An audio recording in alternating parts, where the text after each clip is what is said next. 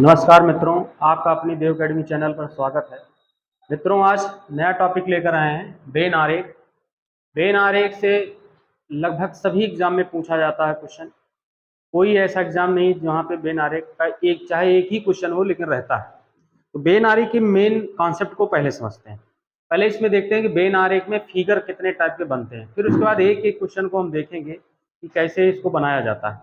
देखो, वेन आरेख मुख्यतः जो होता है 3 आरेखों से बनता है, मिनिमम 3, मैक्सिमम 3 से अधिक भी हो सकता है, लेकिन जो सामान्यतः एग्जाम में पूछा जाता है वो 3 आरेख का वाला पूछता है। कभी कभी जो है जैसे एसएससी में 4 आरेख का भी पूछा है। तो आइए देखते हैं कैसे बनता है। जैसे हम पॉइंट नंबर फर्स्ट की बात करें, 3 आरेख। इसमें अच्छा, जो आरेख बनेगा वो एक सर्किल में बनेगा, वृत्त में बनेगा। तो कैसे बनाएंगे, जैसे देखो, ये एक आरेख, पहला टाइप का आरेख ये बनेगा।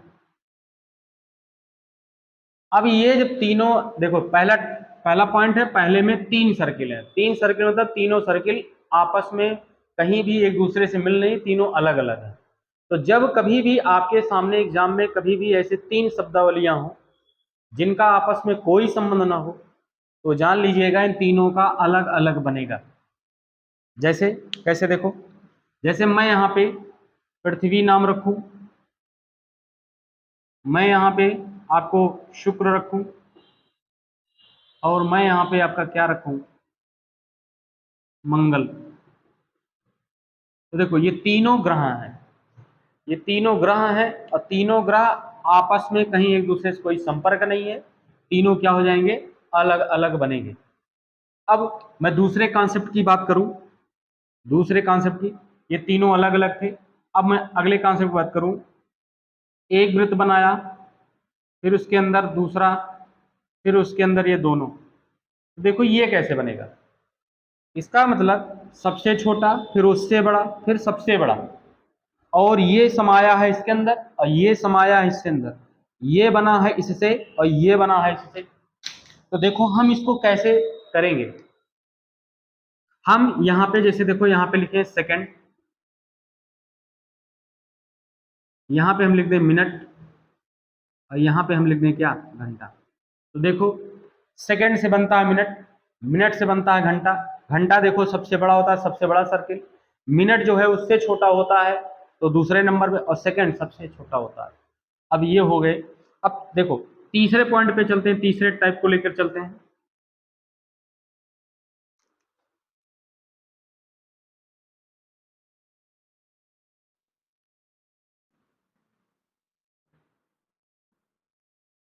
अभी देखो, अब देखो, यहाँ पे मैंने लिखा आदमी, यहाँ पे मैंने लिखा शिक्षक,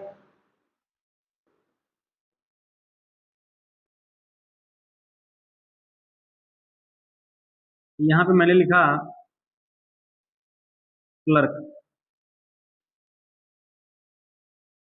अभी देखो, ये इस सर्किल में जितने हैं सब आदमी हैं, लेकिन आदमी, कुछ आदमी शिक्षक होते हैं। कौन से आदमी होंगे, इतने आदमी जो हैं क्या हैं, शिक्षक हैं। और आदमी का कुछ भाग जो है किस में जाएगा, क्लर्क में जाएगा। अब कहोगे इतने शिक्षक क्या है, तो इतने शिक्षक जो है, अब इतने शिक्षक तो आदमी है, तो इतना जो बचे हो जान लो महिला में चले गए। उसी प्रकार से इतने आदमी क्लर्क हैं, शेष जो बच रहे हैं क्लर्क हो सकता है महिलाएं हैं। अब कहोगे कि ये क्या है भाई, इतना जो आदमी बचा ये क्या है, तो ये आपके बहुत सारे पेशा हो सकता है। कोई संगीतकार हो, कवि हो, कोई लेखक हो, कोई जो है लेबर वाला काम करता हो, इंजीनियर भी हो सकता है, डॉक्टर भी हो सकता है, ठीक है ना, बेरोजगार भी हो सकते हैं, सारे आदमी इसमें आ जाएंगे। तो पहला देखा तीनों अलग अलग। दूसरे क्वेश्चन को मैंने देखा कि एक के अंदर एक के अंदर एक, सबसे बड़ा, फिर उससे छोटा, फिर उससे, फिर यहाँ पे आपने देखा एक चौथा नंबर बनता है,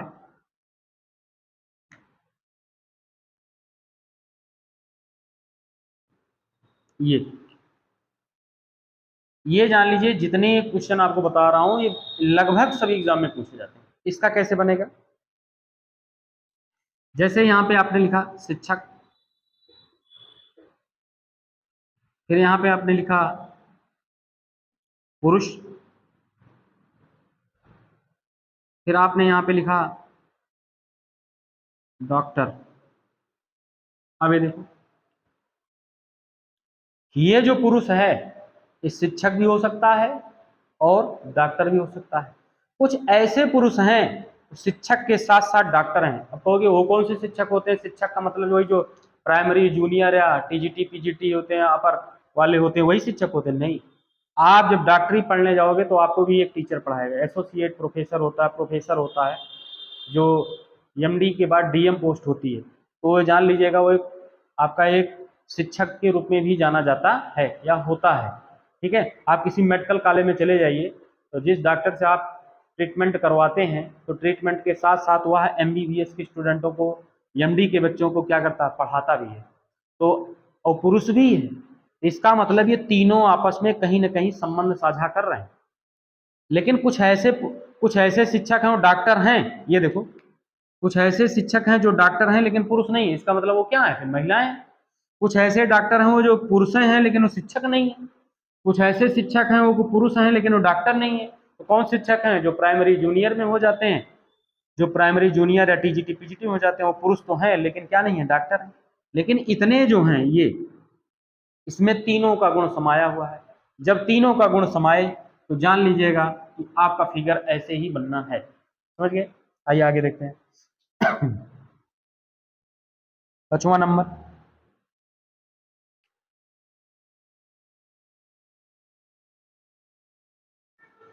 ये देखो,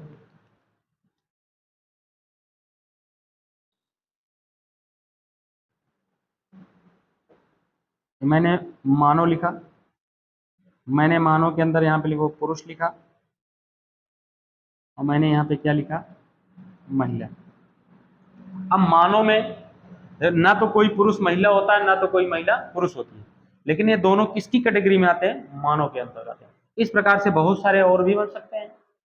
आप जैसे स्टेशनरी लिख लो, इसमें पेन लिख लो, इसमें पेंसिल लिख लो, फिर आप और कुछ भी लिख सकते हो। ठीक है ना? यहाँ पे महिला लिख लो, यहाँ पे महिला में माँ लिख लो, और यहाँ पे क्या लिखे?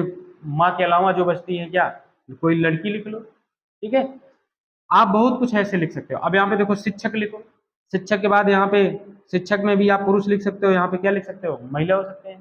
तो कुल मिला के, लेकिन जो शिक्षक वाला बनाओगे तो थोड़ा सा आगे चला जाएगा, उसकी चर्चा अभी करेंगे, जैसे ये वाला बनेगा। ठीक है ना? तो ये 5 टाइप के होता है। 5 टाइप के और क्वेश्चन बचते हैं, उन पांचों का भी मैं आपके सामने उल्लेख करने जा रहा हूँ।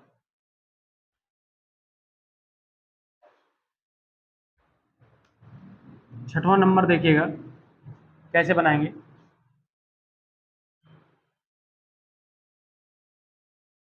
ठीक है, इसमें हम रखेंगे, जैसे इसमें हम रख दें माताएं, बहनें और महिला। जितनी माताएं होती हैं सब महिला होती हैं, जितनी बहनें होती हैं वो भी महिला होती हैं। लेकिन कुछ ऐसी माताएं हैं जो क्या हैं? बहनें किसी की होती हैं। भाई जो अपनी माता पिता की केवल एक ही संतान हो तो किसी कहाँ बहन होगी? सगी तो नहीं हो सकती। लेकिन कुछ माताओं, इसीलिए कुछ माताओं को मैंने बहनें में डाला है। और कुछ बहनें ऐसी हैं कि अभी माँ भी नहीं बनी है, भाई कुंवारी हैं, शादीशुदा नहीं है, शादी भी हो गई है तो बच्चे नहीं है, तो इसका फिगर ऐसे बनेगा। अगले वाले का 7वां नंबर का क्वेश्चन देखेंगे। तो हाँ, अगले वाले को देखेंगे, जैसे लिखा है प्राध्यापक, लेखक, बच्चे। ये देखो, प्राध्यापक, लेखक, बच्चे। जब आप इसमें देखोगे, अब बताओ, प्राध्यापक जो है लेखक भी हो सकता है, लेखक क्या हो सकता है? प्राध्यापक। लेकिन सारे प्राध्यापक लेखक नहीं हो सकते और सारे लेखक क्या नहीं हो सकते? मतलब कुछ कुछ आपस में क्या करेंगे? मिलेंगे। लेकिन बच्चा जो है इन दोनों की श्रेणी में नहीं आता, इनसे क्या होता है? अलग होता है। इसलिए इसका ये वाला बनेगा, प्राध्यापक, लेखक और बच्चे। 8वें नंबर को देखते हैं। और अब अगला देखेंगे, जैसे लिखा रहता है,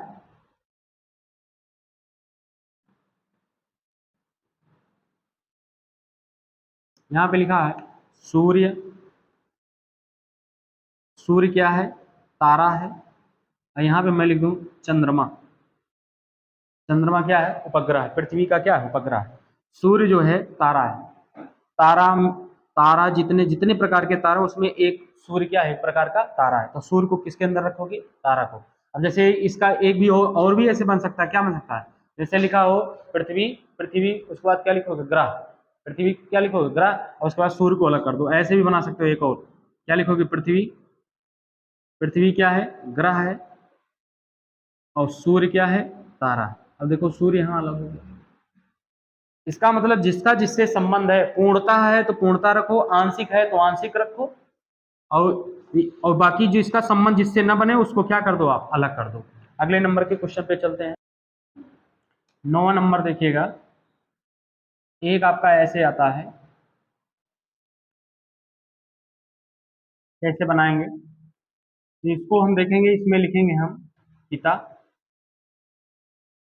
और इसमें लिख दें हम पुरुष, यहाँ पे लिख दें हम बच्चे,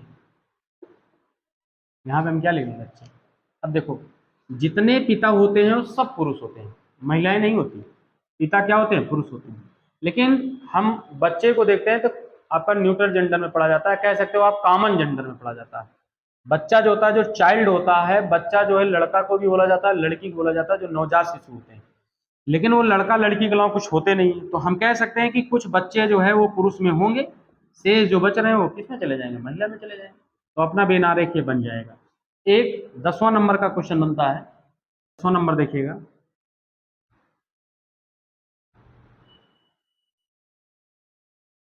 यहाँ पे लिखेंगे आप मगरमच्छ, उसके बाद जलीय जानवर, उसके बाद लिखेगा सरीसृप। देखो जितने मगरमच्छ, सभी मगरमच्छ जल में ही रहते हैं, लेकिन बाहर भी निकलते हैं। देखो बाहर निकल के जब किसी जानवर को जल में पकड़ लेते हैं तो बाहर निकलते हैं और रेंगते रहते हैं, बाहर भी निकल जाते हैं, तो वो सरीसृप में आ जाएगा। रेंग कर चल रहे हैं तो सरीसृप में आएंगे। और कुछ और भी सरीसृप हैं जो जल में रहते हैं, जो जल में रहते हैं, रेंग कर चलते हैं। लेकिन कुछ ऐसे सरीसृप हैं जैसे छिपकली है, सांप है, ये सब कहाँ आप देखोगे, कहाँ जल में रहता है। सांप की बात कर रहे हैं, नहीं, पानी में भी एक चलता है सांप होता है, उसकी बात नहीं कर रहे हैं। तो उस जो पानी वाला सांप है वो यहाँ पे कह सकते हो, जो अलग प्रकार का सांप है वो अलग हो जाए। इसका मतलब सरीसृप का कुछ भाग आपका जाएगा किसमें, जलीय जानवर में भी जाएगा, और सरीसृप का भाग क्या होगा, इससे बाहर भी चला जाएगा। एक और 11 नंबर का एक और बनता है, एक और बनता है, कभी कभार आपसे पूछ सकता है। देखो यहाँ पे रहता है ये, जैसे मैं यहाँ पे लिख दूँ हरियाणा, यहाँ पे लिख दूँ, यहाँ पे हो गया पंजाब, और ये वाला जो भाग है हम इसको कहते हैं चंडीगढ़, चंडीगढ़। देखो चंडीगढ़ जो है हरियाणा की भी राजधानी और किसकी है, पंजाब। इसका मतलब इसका जो है आंशिक भाग हरियाणा में भी जाएगा, वो आंशिक पूर्णता भाग इसमें भी है, पूर्णता भाग इसमें है। तो जब इसको दोनों कवर करेंगे, ये कहेगा तुम मेरे हो, और ये कहेगा तुम भी मेरे हो, इसका मतलब दोनों को कब्जियाएगा, और कब्जियाएगा तो ये हो जाएगा किसके अंदर, अंदर हो जाएगा, और ये दोनों आपस में थोड़ा सा क्या करेंगे, टच करेंगे। ठीक है, तो ये 11 टाइप के क्वेश्चन आपके बनते हैं बेन आरेख में। यदि इन 11 का सही तरीके से अध्ययन कर लिया जाए तो बेन आरेख का एक भी क्वेश्चन आपका छूटेगा नहीं। ठीक है, अब ये सारे 11 टाइप के क्वेश्चनों को आप एक बार रिवाइज कर लीजिएगा, दोबारा देख लीजिएगा वीडियो को, और वीडियो अच्छा लगे तो लाइक जरूर कर दीजिएगा, शेयर कर दीजिएगा और कमेंट कर दीजिएगा। धन्यवाद।